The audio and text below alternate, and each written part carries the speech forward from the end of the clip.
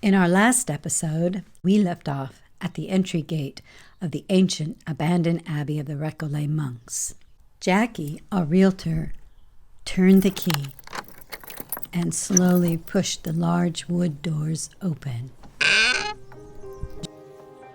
Immediately, we were greeted by a cool, dark tunnel of green.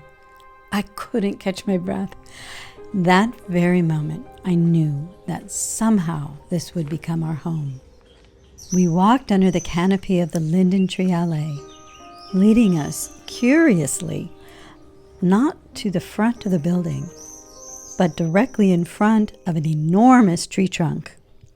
This tree trunk belonged to the largest and most beautiful Lebanon cedar trees that I have ever seen.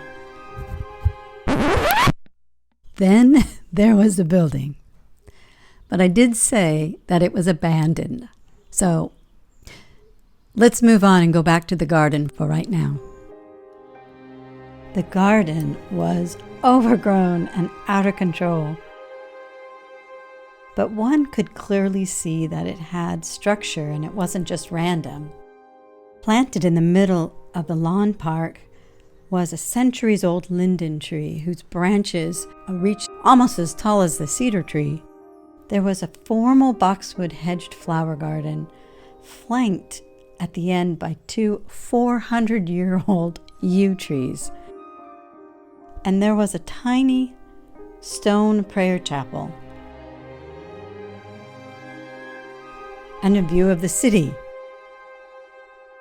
When I saw that magnificent stone staircase, I had a déjà vu like I saw it before. This was the garden that I had always dreamed about. It just kept getting more and more incredible. The secondary entry gate was way more beautiful than the first one. Down a ramp covered with ivy and brambles, we entered a small forest, which was completely overgrown with trees. We did manage to find a pigeon house that was also hidden with all the ivy.